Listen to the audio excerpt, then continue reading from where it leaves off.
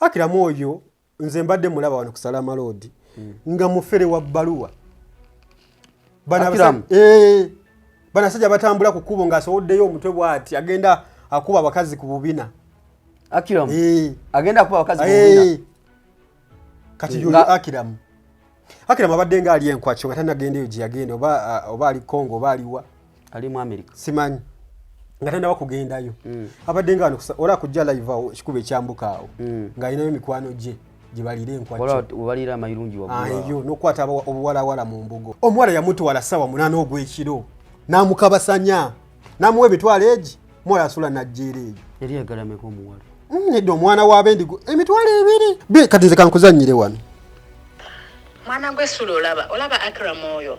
Akiramu yakwata mukwano gwange Tina. Olaba yebawayiza Prety Nicole omusimanga Kuluthum amufukamiza simanga biki. Ayagala ayogere kino na kino. Oyo Akiramu yali ayagala kabasanya mwana w'abaani.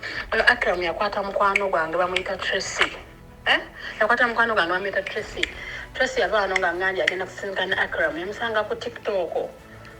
Yamusanga ku TikTok. Namudagana nga nimugamba ono omusajja mumanyi. Nangamba omusajja mpereza transport ngenda kumumiitinga.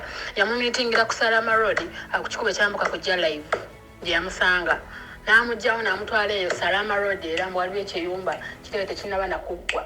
Gye yamutwala. N'amala okumulya n'amuwa emitwalo 2 bwadde waka.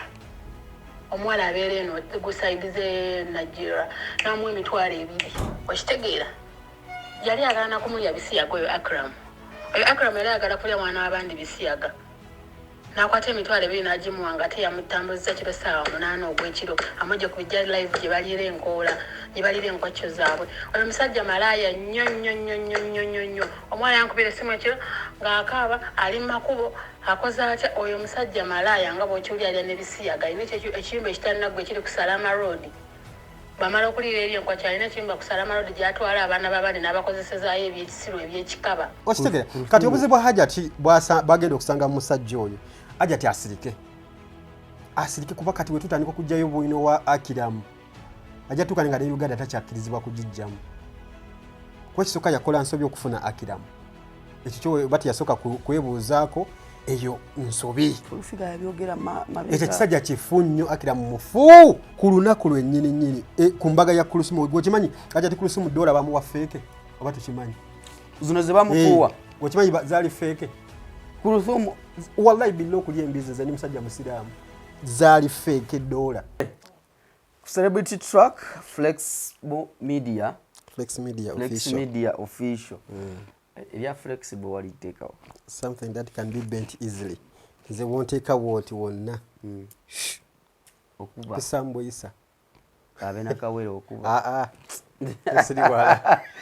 Okay, tukwadiriza na kolwalero ku mikutu gino gyombiriri tugera kuba tunyumyamu ku nsonga z'enjawulo. Bingi nnyo abali mu Uganda n'abali mu diaspora. Twongera nnyo tumenya abantu bali mu diaspora kuba nti bwe tubanga tuyisizaamu oluseke pipe lubatuukako mangu ate nga wanali e Kampala tebulumutuukako mangu balwaki. Abali mu diaspora mugamba mutya edition eno twagagiwereza abali mu USA. Bali mu USA ebakwatako nnyo kuba mulina omugenyi atazunza nju kyali eyo yakatuuka tana kumalayo bbanga ddene. Essaawa yonna tujja kumanya ebinaavaayo kuba buli wakyala abaako byalekawo. Kati n'olwaleero tugenda okwogerako nnyo ddala. Ensonga bagiyise Kuluthum Prety Nicole Akiramu edition maama akaabye mu nsonga efaananya bwetyo. Olunaku olwaleero tugenda kwogera n'ensula flexible era tulinayo mu katebe tunyumyemu era nga ye mukulu wa Prety Nicole ensonga zino azimanyiiko ki kikyayinza okukola mu kaseera kano mutowe Prety Nicole ebitundu Prety Nicole si mukulu kunze. Si mukulu kunze. Prety Nicole. Prety Nicole yakamala P7. Ai ebyokusoma bireke. P7 ndowooza. Oyo mati yali yasoma mu kirasi babya mujiji. Yasoma mu kirasi. Kirasi. Bwana mu success yali yaje. Abo mujiji bawa success. Baba sagala genda yeyo nyinzo bisobya. Baba katikisimu. Katikisimu ndowooza.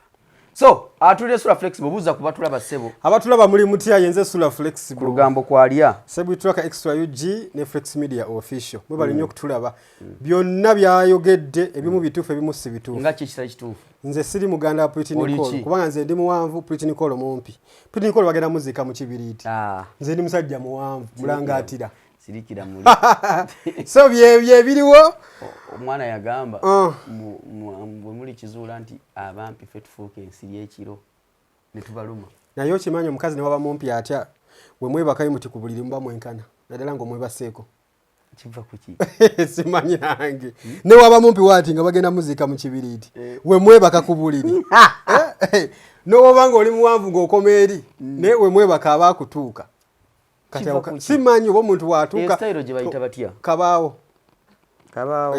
kabaawo yeeribwa anti yeeyo kwebaka nga muli gundi mwetuuka bulungi kati bw'omwebakako nga yeebase bw'ati ako kabaawo kati obaako ebyala byokola ayo ba missionary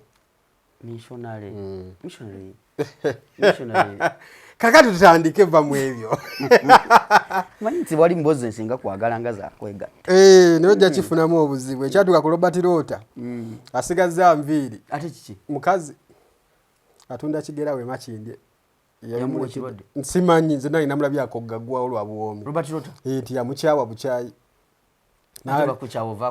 n'agaayo obutungulu bokisi namba abugayo agamba kanejjewo onkyayondekawo oti kanejjewo oba yamuzigira nti obutungulu sula flexible onako olwale tuli ku nsonga ya Prety Nicole ne Hajat Kuluthum ne Haj Akram ne family ya totekako Haj Akram please erinnya Haj muliwe ku kitiibwa kale Akram tekako Akram era n'abantu bali bagamba musimanyi ingini ya Akram ingini Akram before efufululu ate lwaki Akram gumisiriza emanya ge inginiya teri bya inginiya yasomera wa Pretoria okucharginga batule obera inginiya woba vuge motoka yeyo Subaru notuka wantu mulio ne gugwako nezija nenkujampinga oba inginiya fuka inginiya sula flexible aze siri inginiya poze mu bizigo wakitegedde nenga akira musingiriya tewali mulungi ngatuma chemistry biki ebyo biology kikutabule bizigo wabigirewo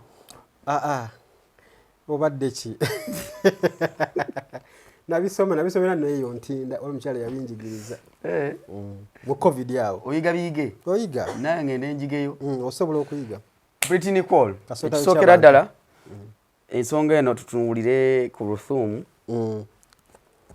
alwanirira musajja sitalwanira na musajja alwanirira kisajja kye omusajja bavunanyizibwa okusinga ku Akram alwanirira kiddameji kye kyekiriwo Akram Akram damage of course omuntu ategeera so okubanga Akram omuntu lambulula Prety Nicole mama alwana olwa mwala we ukitegeera olwako gebatandise okusanga emmandu so okugusa ebyabwe wakati awo waliwo ate ow'amawulire ani Kigozi abeerawo okulabika nti tufuna update oyo naye tugenda kumwogerako mu version eyiye kati tutandikire wa sula flexible tutandikire ku Kaluma nywera ani abireeta bino byonna ani aleeta ensonga zino zonna tutandikire ku ngenda kutandika ku Hajat Kuluthum omanyi Kuluthum twali tetumumanyi nnyo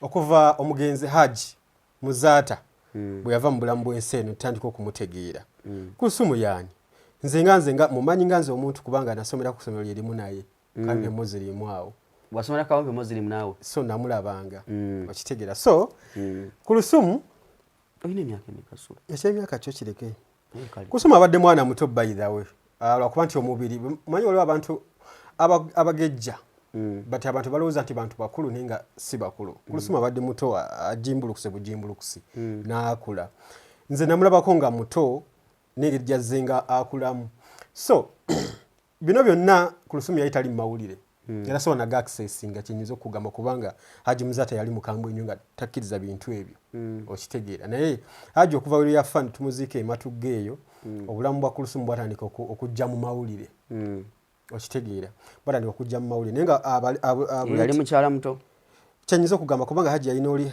ye Hajati Bugirita then ne Kuluthum yalina abakyala babiri Kaakati Kuluthum tutandika okumulaba nga muzaata amaze okufa. Naye muzaata nga tannafa yaleka ffe abalinga tugenda nga twalinga tusala naye alina bye yali atugambye ekyeka Kuluthum yali abaliga ku muzaata. Era muzaata nga anaatera okufa ezo kutuba ezasembayo yakyogerako tiyayagala omupakasi babayita bashamba boy okitegeera era bye bimu ku bintu eyasinga okumunyiiza ennyo seeka muzaata alabika alina bye yakola ewaka nga mu busiraamu bibeera bive okitegeera so seeka yafa n'obusungu obuwe butyo. Then tutandika okulaba Kuluthum mu mawulire ng'atandise okutijjatijja abantu nga batandise ogamba simanyi afunye inginiya fene nga twetaaga okulabako inginiya yaani okuva South Africa ngenda okulabako inginiya nga ngwa kugumiisiriza Akram nafa nti ebbaawe kyekyakuta nawulire pressure zankubira nze nali sirina pressure nikasa naba nti aze mu kifo kya seeka muzaata ye Akram nafiirawo neŋŋamba kiwedde ne gye buli kati siddanga ngulu kubanga ekisooka Akram si ye muntu gw'osobola okuteeka okubeeraawo n'omuyimirirako ne bambi musajja bambi ekisooka yatta legase ya Haji Muzaata Kuluthum okitegeera yagyonoonera ddala ye teriiwo kyekiri gye nakugambako wiiki ewedde nti abakazi bano tubaagala naye abakazi basobola okutuleetera okufiirwa ebintu bingi kati omukolo gwa seeka muzaata gwonna n'erimu ye byonna byafiira mu mukazi okitegeera byonna byafiira mu mukazi. Akram oyo abadde adeeyeza South Africa eyo nga basula mu kiyumba ne sister wange bamuyita Shakira okitegeera nga basula mu kiyumba kigezo omumanyi I know so nga basula mu kiyumba bakiyita Shakira bano bakoolokolo okitegeera abaferebe abatunzi basere basangoma agezezaako ebintu bingi South Africa eyo nga omutunzi wa sere abantu be bano oyita nti bano abeeyita abasawo abaganda e South Africa twabakazaako abasangoma okitegeera naye nga babeera abamu baferera ku kompyuta abamu bakola amasabo okitegeera abamu babeera bakola ebintu omanyi South Africa nsi erina state fene waffe tulina district bo balina zi state nga owulira Gauteng province nga owulira state zaabwe gundi nyingi ate mulimu abazungu bangi ate South Africa yensi mu nsi yonna ensi esingamu obuwuka like akawuka ka siriimu bangamba siriimu mungi so abantu bali kyaliyo bangi omuntu akeera ku makye South Africa nga siriimu amuluma naye ne bamulagirira ewa Akram mu kayumba nti jjajja myoyo agenda kukuvunula najja South Africa ye najja so yengeri abo abasangoma gye batitimukamu abantu abasinga obungi abo bolaba bayita abasangoma biki abamu twabakazaako nabali kiganga because bo bakubanga sente ze South Africa ne bajja Uganda ne bakola ki ne bajoga ntumaliza nga tugenze mu governor usasudde emitwalo 10 usasudde emitwalo 5 atogenda okubalaba nenga katale nsasula ntya ngenda okulaba bali kiganga abagagga nze nandiboliza badi batekawo open entry ne tuyingira buyingizi awutalo bali abali munda bakategese pate bagagga nikasabata ndiko kutusoloza ku mulyango go soka kusasula semanga naye yali musango abo bonna kuba kati abantu abasoke South Africa mu myaka gya 12 bonna ekyaba twalinga South Africa kyekyo kufera kusamira abasinga bakiwangaliramu ne bakola sente okitegeera kubanga by then South Africa yakava mu apartheid abantu nga bali ignorant beetaaga okuyiga beetaaga that courageous moment beetaaga okuddamu okubudabuda okusituka kati abantu abavanga mu Uganda abagendanga mu 97 mu 12 bagendanga kubanga babazigirira South Africa ekiri eri omusawo muganda atundanga keke kasobogolamu nga bajjajja so balina engeri gye bakolangamu ebintu byabwe ne Don National yali mu komera yali South Africa bangi nga bwe nkugambye nti South Africa wabadde abantu bangi nnyo obufere South Africa tebusobola kuggwayo leero obanca because ebibeereetera okufera bingi nze gwe South Africa ababisi bangi ababuyabuya bangi nnyo naye ate n'abategeevu kati bangi okitegeera esudi kati juka nga we ziri statements zibeera gundi zibeera nnene abantu bangi abazungu bangi amawanga gonna Nigeria ali South Africa okitegeera atoye watabu bangi kyovula nti waliwo okwali okwekalakasa yali xenophobia bayasayasa ebintu biki so babeera balwana n'amawanga kumpi buli mwaka nga bajja mu dduka ne baluutinga ne babakugobawo olaba nga Amini we yakola abayindi bo aba South Africa batuka time ne balowooza nti abantu abali mu amaduuka tebalina gabaamu because bannansi basafalinga tebalaba mirimu ate balaba nga mulimu Uganda aba Nigeria aba Zaire aba Congo bwe bali mu ebyo so olutalo ne lubalukawo so bingi so Akram musajja watunze musasira anti nga sina kusasira Akram musasira nnyo Kuluthum kubanga tamanyi musajja ndowooza gwakola ki gwalina ate tagenda kumutegeera kubanga ye adifendinga nnyo ebibi bya Akram oyo nze mbadde mulaba wano ku Salama Road nga mufere wa bbaluwa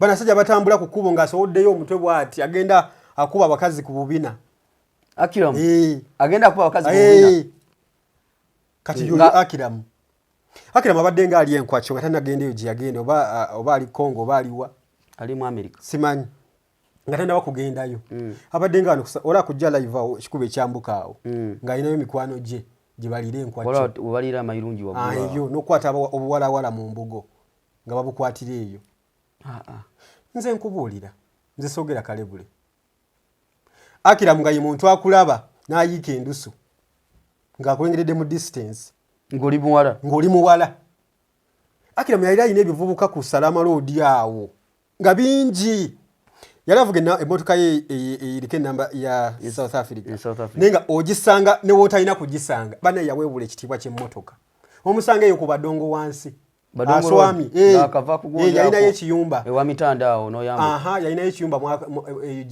gyatwalanga obuwala obukebera embugo nze nina mukwano gwange bamuyita Tracy kankulage wano oyinza okulowooza twogera kalebule mukwano gwange bamuyita Tracy yamuweeza message kiro ssaawa nga 8 oliwa njagala kukulaba biki ng'omanyi abawala nga yagamba nteerako transport okitegeera nteerako transport kati kankulage wano nteerako transport gwadde ngamba namuteerako Akram alina emize mingi nnyo sobola n'okuggyako hadithi essaawa zino omuwala yamutwala ssaawa 8 ogw'ekiro n'amukabasanya n'amuwa emitwalo egi muwala asula najjeera eyo yali yagalameko omuwala nedda omwana w'abendigo emitwalo 2 waliwo ne balira obwereere nedda kati kale teyandibadde Akram naye nga talina n'ebinala emize gy'ayagala omukolako omuwala gaavuga nedda ekyo sijja kukisobola buutu sikisobola okitegeera kati nze kankuzannyire wano mwana gw'essula olaba Akram oyo Akram yakwata mukwano gwange Tina olaba yewawayiza Prety Nicole omusimanga Kuluthum amufukamiza sinanga biki ayagala ayogere kino na kino oyo Akram yali ayagala kabasanya mwana w'abaani oyo Akram yakwata mukwano gwange bamuyita Tracy yakwata mukwano gwange bamuyita Tracy yava wano nga ngandi agenda kusisinkana Akram yamusanga ku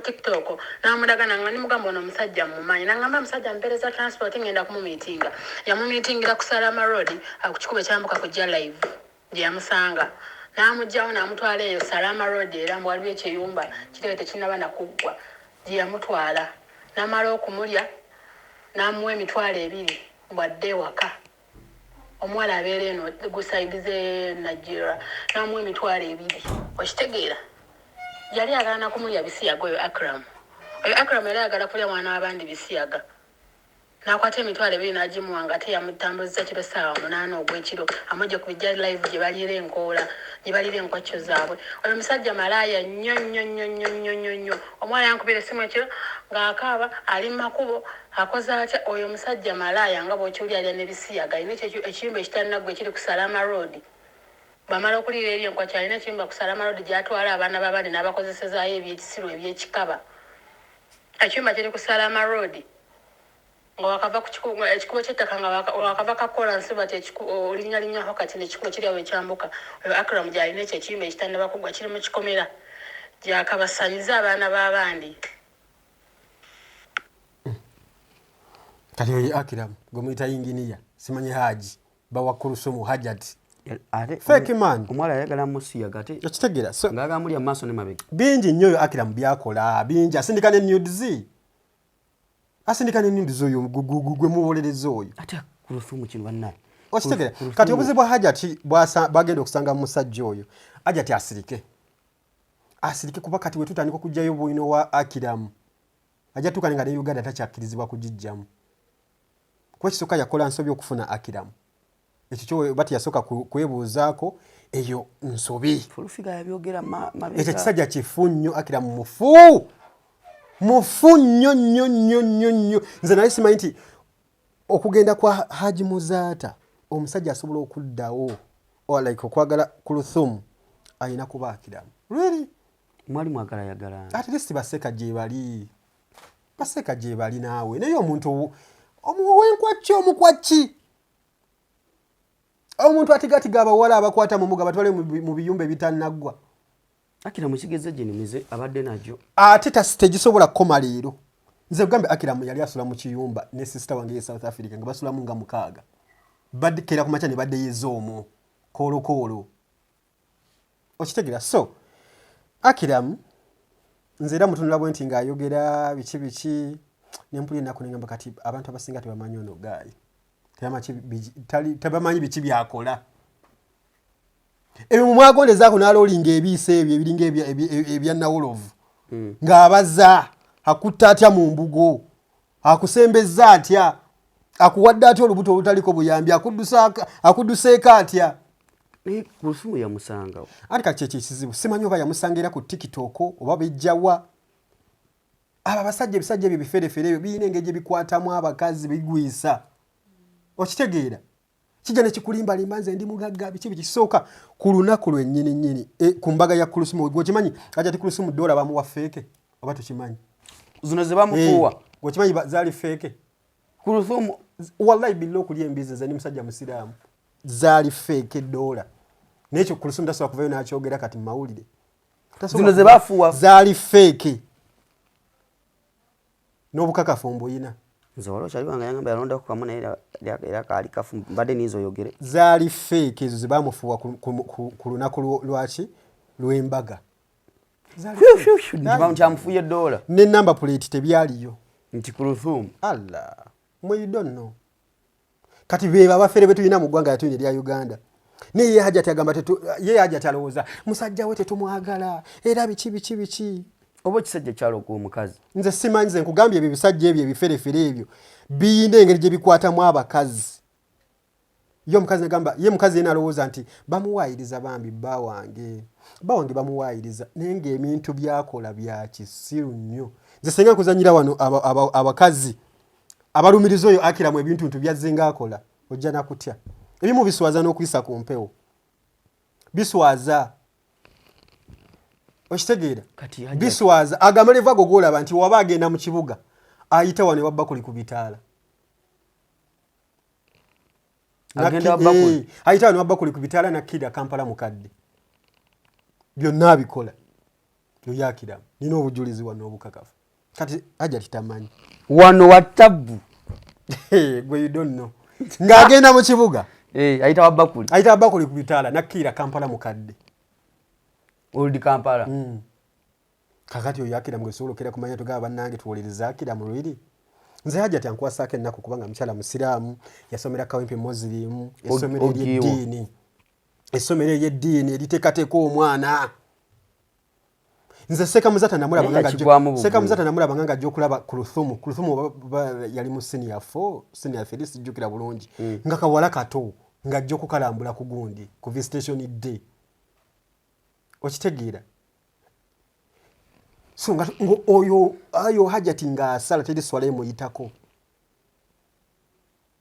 naye kati yafuna ekisajja ekifere bali awo talina na wantu wonna wasobola kwekubira ndulu mu baseeka bonna soka bamukyawa kwekyo ekyokuzaala Katonda yakolaki ayinza okuba naye Hajati naye mugezi simanyi maybe nga bali mu bintu byayo bya kifere nga ina kyaggusa ayinza okuba naye Hajati tumutundira wano naye nga yali mugezi mu ngeri ye okitegeera so byebyo kati nze Hajati musaasiramuko tudde ku Prety Nicole yayingidde omwana oyo ekisooka nze simuwolereza n'ebintu byakola ebimu oyinza okumuwolezaako ng'omuzadde ebimu n'omulaba n'omulekera ensi emujajinge nendala maama we nga nze ngenda kwogera nga nzija mu bigambo bya maama bye yayogedde maama namulabye nga ayogera nenga ayogeza obulumi ne Nicole byatasobola kukolaki kasana abe nga akonye ebyessimu mbadde nze mbimanyi kasana abe nga akonye ku kyessimu nti yabawambako essimu asangule kitegeeza nti mwalimu obujulizi bungi ensonga ki essimu teyakola ki teyadda. So kati Hajati ye like she's trying so much okulaba nga akuma mu media. Onotwala omwana ku poliisi. Kati ebyo byonna bagambe nti ye ekimuluma Prety Nicole okumutuulako ne banne ne bamwogerako oba n'amupangira abawala abalala ne bamuvuma n'agamba awandiike n'ebbaluwa eyokola ki ey'okwetonda. Era Prety Nicole mu handwriting ye ennungi n'awandiika ebbaluwa. Byo byonna byakwagala kutereeza kifaananyi kya Hajati Kuluthum nti alina kyakola abantu kwe bayinza okumutegeerera kuba kakati olunaku olwaleero nja kugamba kiki ky'oyinza okwogera ku Hajati Kuluthum tewali. Ne bwe yali ewa muzaata nga tumwogerako ng'omukyalo omulungi ayambala of course okwambala obulungi kalicha yakitwala tayambalangako bubi naye ayagala kutandika kukubagana n'amaanyi ga social media gano tosobola kumalako nago. Nze nagamba mu media muno tufunyeemu ekizibu kimu. Mulimu abantu abazze mu mawulire nga like twali tusoma nga tubayita ba SMJ state mafia journalist.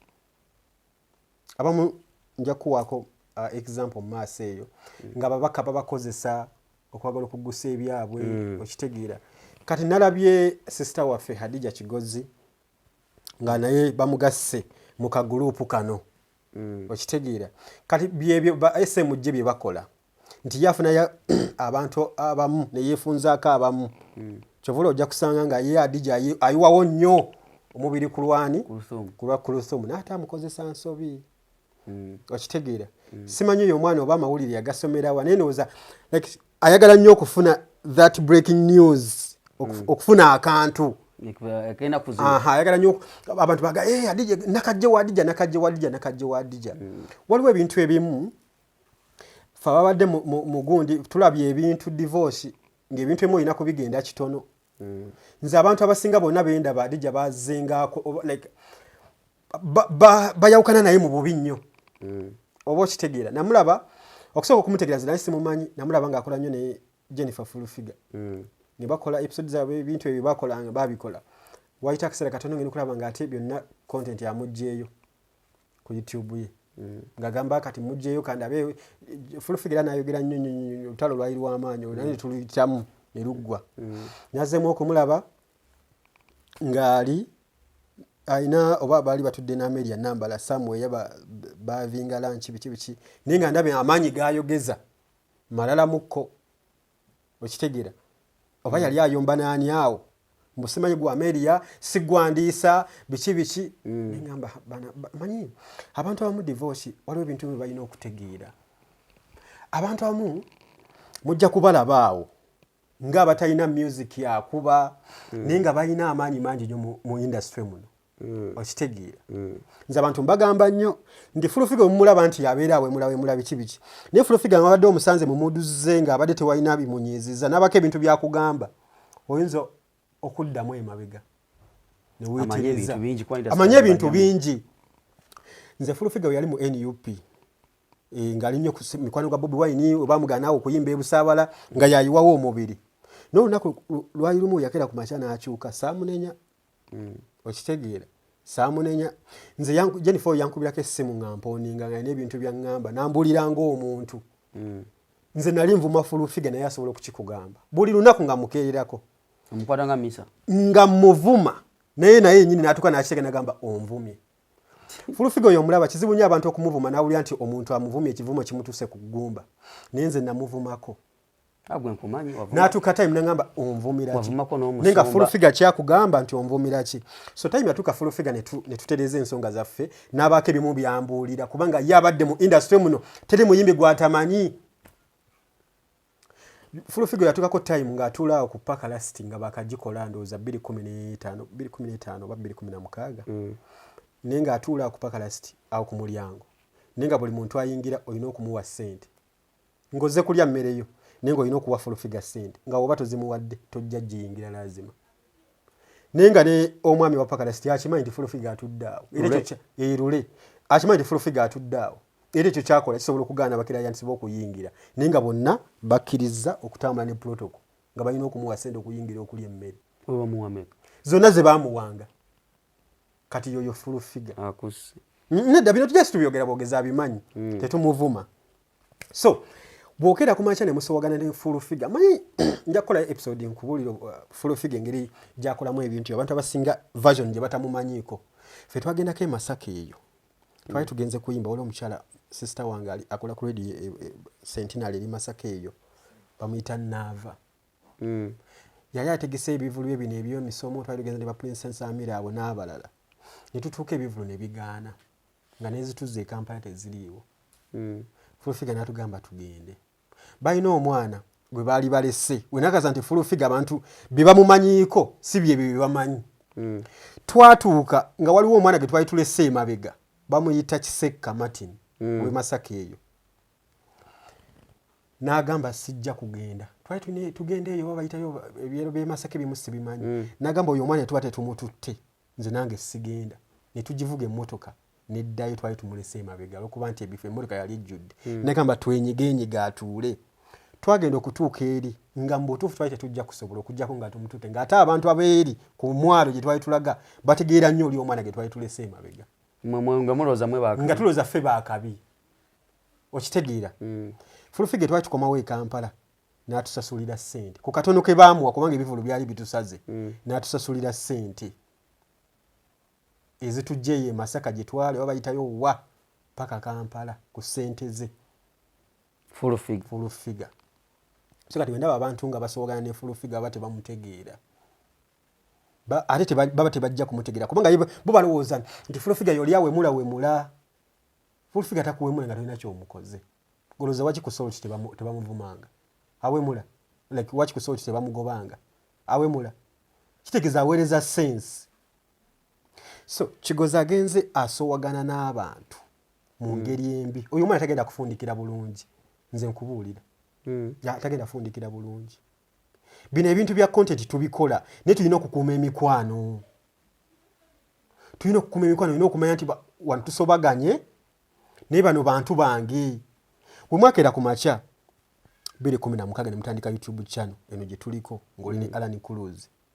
Waki we mwasowagana Alan natandika channel yiye mwasigala mukwatagana ne Alan n'okutusola olunaku olwaleero. Mubadde ba friends over 10 years. Ne waliwo space we yatuuka nga musobola okwekyawa kubanga buli omu yali alabye ng'alina amaanyi yeewaggudde. Lwaki olunaku olwaleero okyakwatagana ne Alan Cruz? Kitegeeza nti waliwo ebintu by'olina okukola n'otuka time n'omanya nti kati biri tubireke ne kati tulina okukola. Abantu balina okukuuma emikwano mu buli mbeera. Naye Kigozi gw'olaba leero waliwo era ne kakiripu ke nalaba ng'alangira omuntu simanyi nze nsobola okugula oba nsobola okugula TV. Alina kakiripu ke yakola oba wakalabako. Nsobola okugula TV era yali ne full figure. Musimanyi nsobola okugula TV. Oyo amanyi kitegeeza. Sawa nambeera bosi wo. Amanyi kitegeeza okugula TV. Amanyi kibayita obuwumbi bwa ssente. Ndowooza eba vibe naawe. Kati ebyo tobyogeranga. Bino ebintu bye tukola ku nsi. Totiisanga ku muntu ntiisa naye simutiisa mu ssente kuba manyi ndi munaku. Nze waliwo omuntu gwesitiisa mu ssente. Okukola TV n'oboga okoze kali ka community radio. Olina okuba nga ekitono ennyo kati ng'olina miliyoni nga 4. Okitegeera. Kati tosobola kutiisatiisa n'ogamba nze nsobola okukeera ku makya. Eyo TV nja kukeera ku makya kankole nnyo. Time ojja tuuka nga nze boosi wo nga nze nkusasula. Oh my God. Okwo kwali just kwesudiyamu. Era just lwali. Adija kyalina okukola amanyi nti content yono si yasoose okubeera ku YouTube. Fe YouTube ezo nga zaakajja twalabanga abantu nga babeera ku YouTube nenga tetumanyi tugamba baba babikola bata. Twalina abasajja abamanyi wano mu Uganda divorce. Twalina omusajja nga bamuyita Nuruddin TV. Naye omu ku basajja bakyasize okubeera ku YouTube nga tubeegomba. Bakola ssente. Twalina abasajja nga bayita Osh Kayemba ng'ali awangalira Dubai Osh TV. Naye emyaka 10 egyebulunguddwa 15 where are they? Tebaliiwo. Newe otakuuma kintu kino. Facebook yatuuka ekiseera nga kuliko abasajja bapengepenge basinga. Kulika nga tukuliko abasajja bapengepenge. Nga kuliko abasajja bayita TVO, Timovo Tio kwalinga. Esi nemunoonya ne bagana naye mu simanyi TVO alinga gundi kati ono byakola. Simanyi ono ani Lucky Choice. Nga bamunoonya buli wamu. Tebamulaba. Naye nga atigomya abantu ku kitimba okwo. So Adija nalebe mama wa Prety Nicole ng'agamba ogenda kuwunzika bubi obulamu aga Katonda mu ggulu bino mu bit saving oyo omuwala agenda kuwunzika bubi Adija kigozi singa naba teyetereza engeri gy'anoonyamu content we abantu nze waliwo abantu abamu besobola okuggyako adif ngeri ng'olaba ekintu kyayogedde akyogeredde mu bulumi nze naye mama wa Prety Nicole ng'ayogera naye ng'ayogeza bulumi ku Adija kigozi era singa kisoboka nga Adija andibadde afunayo obudde n'akubira mama wa Prety Nicole n'amwetondera because time ejja kutuuka ng'amunoonya nga ne mu nsi yavaamu oba nga takyayinza kubaako wamujja naye nga kyamulekedde ku nsi kigenda mubonyaabonya obulamu bwe bwonna mu bintu bino ebyokusaaga bye tubeeramu nze amawulire ngegendereza abantu bakolima divorce era oli bwangamba nti kino tokola kino tokinkola okitegeera abantu balina ennimi abantu ze batamanyi abantu batonze ennimi zino ntonzi omukazi akeera ku makya n'agamba gwe Adija gwe ekyo kyokka nekikumala bumazi n'olaba nga byokola tebitambula YouTube ekulemye emyaka gigenderedde tokyalina buddukiro naye ng'omuntu yakuteekako ekikoligo yafaana dda naye nga time yaliwo esobola okuba nga ate you make things right kyobola nti Gashumba yavuddeyo so byebyo naga ne yetondera Katikkiro naye nga bigambo ojjuka ebigambo Gashumba byayogeranga mukamala byonna azina empere biki omusajja ow'ekimemeya yamukuba season ku season naye otuuka time n'ogamba let me make peace eno nsi okitegeera Gashumba oyo yatuukako time nga tumutega nga njuba ebyo ebintu jjajja ekyuli byatandika okukola ku makya Gashumba yali abikola nga by then twalina omukutu nga gwoba internet ey'obwerere yali Africell bali bamuwa by then Shira yali ambassador wa Africell so kati nga internet balina ya bwerere ng'akeera ku makya n'asanda bulezo zi live nga buli muntu agamba leero Gashumba agenda kuyisa mwani eggaali ku Facebook okwo n'olaba omusajja yakkakkanye nagamba naye kakati kiki mwana wa kintu kiki ekitutta so kati Adija kigozi sister waffe ffe naffe tuli ba content creator tetukulwana naye ffe tubadde wano ate tukyaliwo ebbanga dde naye twakkiriza abantu abamu nti batusinga twakkiriza abantu abamu tetusobola kwenkanankana nabo ne tusala ne tugamba kati ffe katubale lulimbi lwaffe okitegeera ne buli wokola ekintu nga like you trying so much to be recognized kubera okumanyika oyagala okumanyika nnyo mangu ekintu ekyo tekibeera kirungi Abaganda yes ekikula amangu kifa mangu Adija weddeko ensi mwe content mwali mungi osobola okukola ebintu bingi YouTube yereka abantu oba mitwalo 4 plus oba mitwalo 5 osobola okukola content wo nga toyombye n'abantu okitegeera nga abantu tebakolimidde n'abantu kasaba Abaganda bagamba nti abangi we basonga oba luba luweze lugero luwe lutyo nti buli omu najja n'akusonga mnoyi n'akusonga okitegeera pulufiga n'akusongamu simanyi gwayomba n'ono n'oli gwayomba naye okitegeera ebiba tebizimba so byebyo nga tudda ku mufere Akiramu munnange nalabi kati avuga bisagazi bitya mu tractor mu America simanyi oba ali mu America ali mu America n'ebyo byonna ajja kubikola avuga bisagazi farm ku farm ogwo mulimu gusasula nnyo mu America kirabika kisinziira ani agukola era okukola bbanga ki nekyo kyonna kyakola nze sikimunenyeza naye alekeraawo omukazi okumulwanya entalo omukazi amubulira amazima Akiramu alekeraawo okulwanya naye nje yagenze mu America n'asigala Kuluthum n'asigalawo asobola okusigalawo atya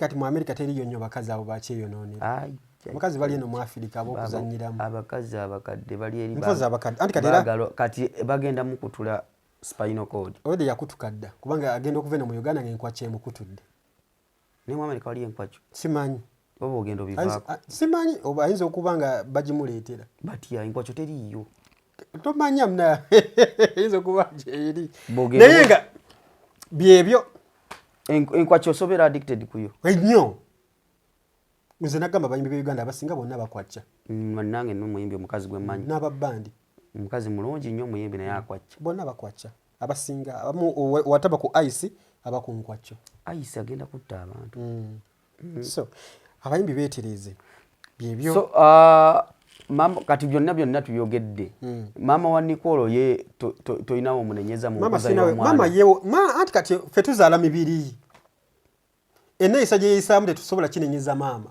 wa Nicole mukulu omuntu alina essimu omuntu ali ku social media omuntu alina ku Twitter nenyola ekiwato nze mulaba buli ku makyakera kunyola biwato abasajja bakolera Prety Nicole is a holy malaya wanji is what is a holy malaya ku myaka egyo oba ayina emeka ate oyo omwana talina na myaka egyo gye bamugamba she is a holy omanyi malaya omuwombeefu ye Prety Nicole era ebyo byonna byeyekola bya kimalaya naye ebyo Prety Nicole byakola tetusobola kubinenyeza maama kubanga ffe tuzaala mibiri tetumanya mwana agenda kweyisa atya mu nsi naye ate abantu era baleme kukozesa Prety Nicole ng'emmanduso b'okuggusa ebyabwe kubanze nadde nsoma story eyo nga Nicole agamba mama Nicole agamba nti Nicole yapostinga omuganda mukwano gwe oba ye mutoni oba ku status akira munangamba kimpe nkiyiseemu yeno mama gwe yagambye nti akira yamweyambulira ndowooza yoyo kati Nicole n'agamba kasa ogitegedde emboozi gye yava nti kimpe kati ye Nicole nga mediator n'ayogera n'oli omuwala gwe basabye kimpe namugamba kikwate ebifaananyi tukirabise okitegeera kati akatambi kagenza okwezingulula ng'omusango baguzza kwani ku Nicole nti alinza atya okuswaza anko we Nicole bino ebintu osooka n'obitunulamu n'ogamba omwana oyo bambi muto naye era nga omanyi nti byonna nja kuwunzika ngamba tisijja binenyeza maama we oyo Nicole amanye ekituufu n'ekikyamu ayawula era byonna byakola abikola nga ye omuntu naye baleme okumulwanyisa entalo za kintu kikulu ezo entalo zaabo bakulusumu za bantu bakulu ba Akiramu bantu bakulu naye Akiramu yeetereeze kubanga naba teeterezeza nze lisiti ngiina ey'abakazi abawe batyo bagenze ng'ayisaamu eggaali nga bawa 5 kasanvu 2 5 awamu n'aba blocking anti era bawala balayisa balaba okusala amaloodi abasinga abalirako 3 5 nyalu 8 okitegeera dakiika mmeka ezo z'abaali era kaba kakiyita mu lujja kankoko ate oza ye afaayo ebyo bomaze oba tomaze ye kasaayisaamu kati yoyo Akiramu wammwe kati hajja tinza nnuma nnyo okubeera awo n'akubirira bannange omusajja era namulabye nga taddeyo posting agamba mwera abayomba muyombe nze kasa matiza biki n'ebirala ne ngamba omufere waaba yamuyina yamukati yamukwata yamuwamu akati kyonna kye yamukola naye Kuluthum n'agenda okwejjukiza nti omusajja gwe yaliko mufufululufu ng'afiiriddwa ebintu bingi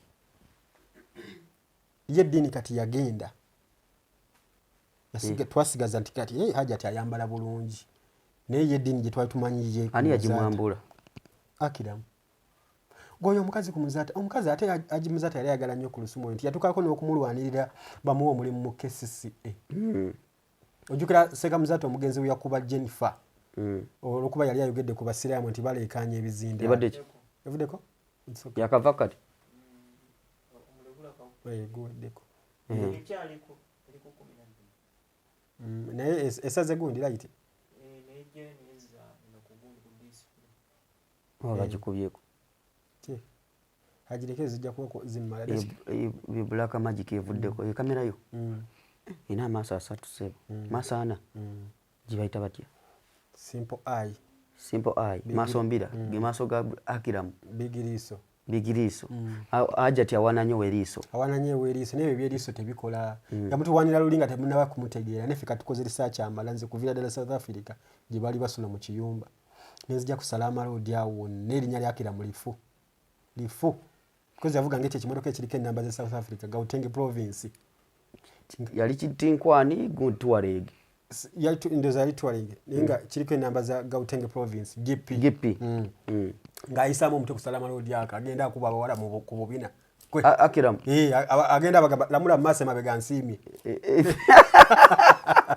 tumalirize tuve wano so yoyo Flex Organic ebizigo babijja wakati awo bane tulina ebizigo ebirungi okuva ku Flex Organic Products mujje mutuwagireko ko abayina embalabe abayina binnamakula abayina ebiguuna biwayirindi byonna tubikolerako ddala bulungi nnyo osigala mu kalayo ate nga onyirira gwe yesiga ebizigo nga byakuletera mugaba nga skin terabika bulungi nnyo mukwano gwange tweyune tusobola okuba nga tubireeta tukola door-to-door delivery abali ebweru namwe ebizigo byaffe musobola okubifuna bulungi nnyo enamba zaffe z'essimu 0706 oba 0772 Flex Organic Products sigala ku kalayo naye ng'onyirira wewa nyo kuteeza sula motors emakindi awo bweyagala okufuna akamotoka akalungi akatagenda kusumbuwa ku kibanja mpola amakindi awo opposite Africa Oil ng'okkirira wafa ku kalendo okkirira odda ku Entebbe Road ojja kuba olaba sula motors emotoka we ziri bondi weeri oyagala BMW oyagala Benz oyagala hali akawundo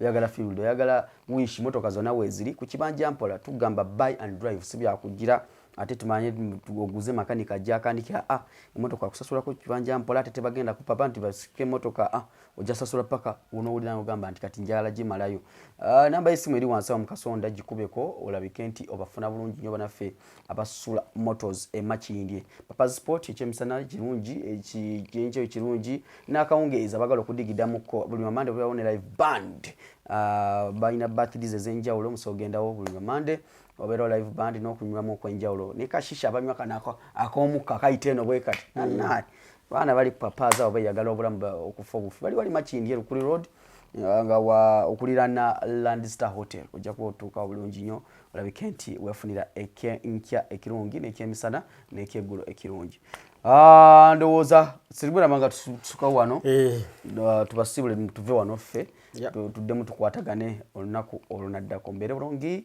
mweraba